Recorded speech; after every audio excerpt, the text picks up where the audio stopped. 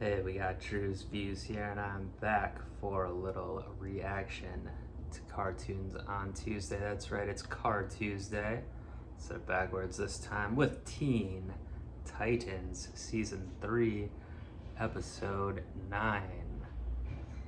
Last time we had the return of a Brother Blood, which I was looking forward to. Kind of, it seems like the central villain of the season. All I guess it's only been in 2 episodes. But I'm getting that sense, and at least he's the first recurring villain from this season.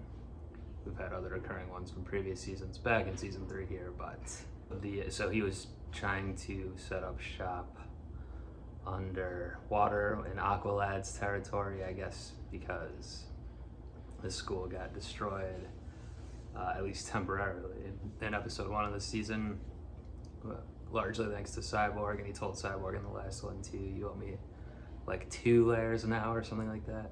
So Cyborg was kind of the central character in both of those Brother Blood episodes.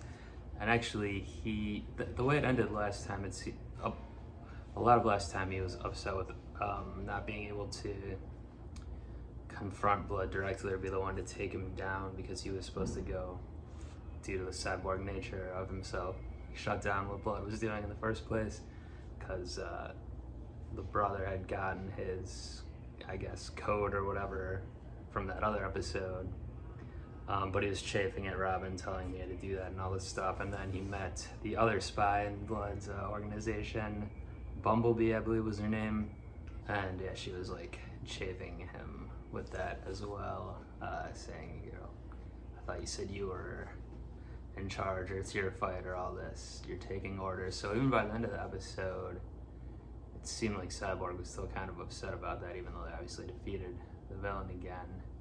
He was saying something like, maybe it is time to move on, or something to that effect. But yeah, so that's interesting to look at going forward. Now this one is called The Beast Within, so I mean, clearly this must be at least I'll be very surprised if it's not back to being a Beast Boy episode. We've already had one comic BB episode this season, and he's like the main comic relief on the show anyway, the most overtly comic character.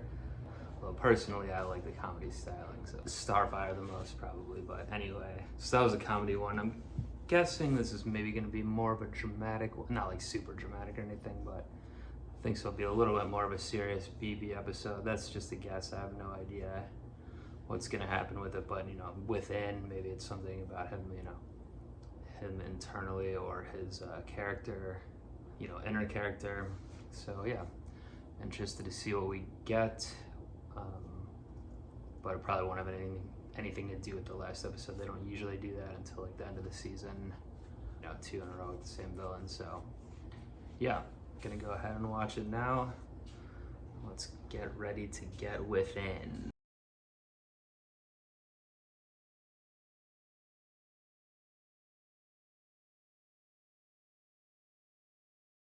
It's called Beast in the credits there. This is not a different song than the usual then, I feel like. This Dance Let's Go song?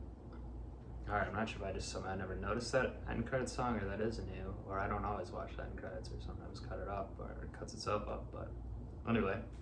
Yeah, so yeah, like I just mentioned, it said Beast in there, which I guess was the clearest allusion to what was happening to him. Like I said, it was kind of like the Hulk too, considering it was triggered from anger, maybe not just maybe not only anger, but stress and other things, Beast Boy, whatever, inadequacy, etc.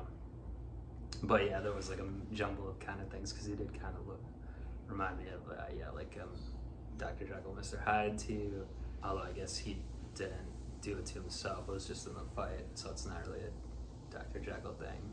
And yeah, they did almost like a King Kong up the tower thing too for a second. Yeah, I also mentioned this too, but it was like, it did remind me of like a steroids PSA or a movie or something like what happens when you get, like, he was starting to act like that kind of too. Personality change, body change, anger, all that stuff is emblematic of that as well. But anyway, yeah, with the kind of message at the end is there is always something inside you, like, so it's not necessarily bad to have it. Like Raven said, it ended up saving her when it came out, but you have to tamp it down somewhere. You can't basically can't take you over, but like some amount of rage, especially if you're like a vigilante essentially or a superhero, I guess could be useful.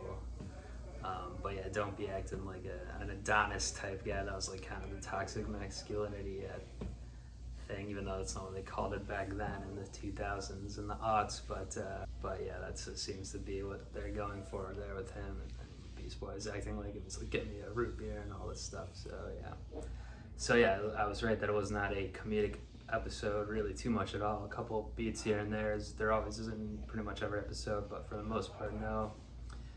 I guess because, yeah, usually there is less comedy, I guess, when it's a serious Beast Boy episode, because he is the comic relief a lot of the time. But yeah, I did like it. I mean, it was they did the little fake out, obviously, with you thinking it was Beast Boy, since he did get mad at everyone, especially Raven and all that, thinking he did tweak out and then take her away. But yeah, he was saving her from the Adonis wolf. So, all right. Yeah, good episode.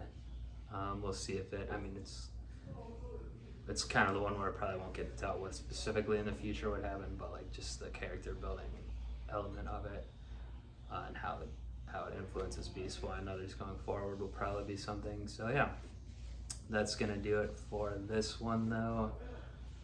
Got background noise popping in here, so I'll wrap it up.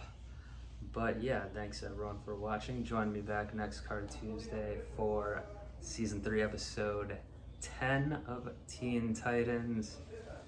And until then, I'm up out of here. Peace. Now be a good girl and get me another root beer.